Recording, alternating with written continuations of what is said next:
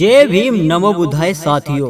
दोस्तों, आज की अपनी इस वीडियो में हम आपको बताने जा रहे हैं कि अगर बाबा साहब डॉक्टर भीमराव अंबेडकर ना होते तो चमारों दलितों का क्या होता और दलित चमार हमेशा नीच अछूत बने रहते। तो चलिए दोस्तों, जान लेते हैं अपनी इस वीडियो में। दोस्तों, डॉक्टर अंबेडकर ने अपना पूरा जीवन चमारों के अधिकार और समाज की कुर्तियों जैसे ऊंच नीच भेदभाव के लिए बिता दिया और जीवन भर संघर्ष करते रहे। और दोस्तों, सबसे महत्वपूर्ण बात तो यह है कि भारत देश को एक संविधान दिया और जिसमें सबको एक समान हक मिला। दोस्तों, बाबा साहब के जितने भी महान कार्यों का उल्लेख किया जाए उतना ही कम है। दोस्तों, बाबा साहब अंबेडकर पहली बार 19 दिसंबर 1946 को बंगाल से जीतकर आए, संविधान सभा में आए। लेकिन उसके तुरंत बाद भारत देश का बंटवारा हो गया। जिस संविधान सभा सीट का डॉक्टर अंबेडकर प्रतिनिधित्व करते थे उसे पाकिस्तान को दे दिया और इससे अंबेडकर का निर्वाचन खत्म हो गया। भारत के बंटवारे के समय जिस तरह बंगाल वाले हिस्से को पूर्व पाकिस्तान को दे दिया गया, यह एक साजिश के तहत दिया गया था कि अंबेडकर संविधान सभा में न रह पाए। इस साजिश को ध्यान में रखते हुए डॉक्टर अंबेडकर वापस 14 जुलाई 1947 को बम्बई से जीतकर आए और इस जीत के संबंध में यह कहा जाता है कि दोबारा बम्बई से चुने जाने में कांग्रेस ने साथ दिया था।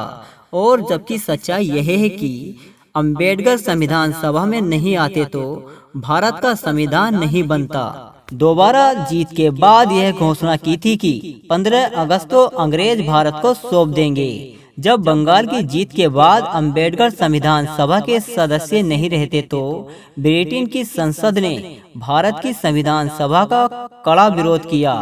आखिर अंग्रेज को दबाने और विरोध को रोकने के लिए खुद नेता पंडित जवाहरलाल नेहरू को ब्रिटेन जाना पड़ा। उसमें ब्रिटेन के प्रतिष्ठित नेता चर्चिल ने यह कह दिया था कि भारतीय लोग संविधान बनाने के लायक ही नहीं हैं, इसलिए उनको आज़ादी देना ठीक नहीं होगा। इसके अलावा ब्रिटेन शासक अल्पसंख्यकों, इसमें एससी एसटी भी शामिल थे, कि अधिकारों को प्राप्त काफी गंभीर से था।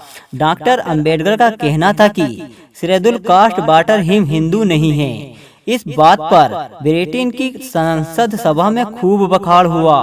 बाद में हालात ऐसे हुए कि सभी अल्पसंख्यकों के अधिकार का सेटलमेंट नहीं होगा तो भारत का संविधान नहीं बन पाएगा और इससे मान्यता भी नहीं मिलेगी। ऐसे संकट में बाबा साहब अंबेडकर को बम्बई से जीतकर लाना कांग्रेस और पूरे देश की मजबूरी हो गई थी। और दोस्तों, यह भी कहा जाता है कि बैरिस्टर जेकर ने डॉक्टर अंबेडकर के लिए अपना इस्तीफा दे दिया था। जबकि सच्चाई यह है कि कांग्रेस के कुछ बड़े नेताओं के साथ मतभेद होने के कारण बैरिस्टर जेकर ने पहले ही अपना इस्तीफा दे दिया था।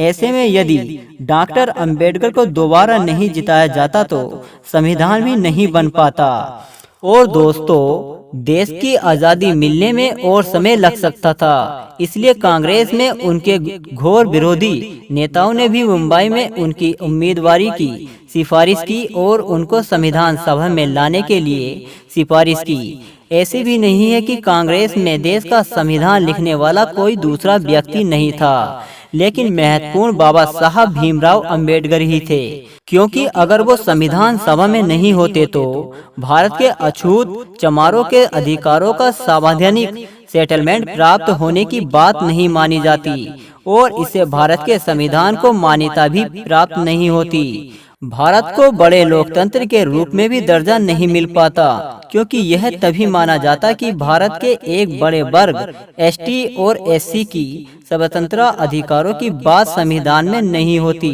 दोस्तों, बाबा साहब डॉक्टर भीमराव अंबेडकर का संविधान सभा में होना बहुत ही जरूरी था।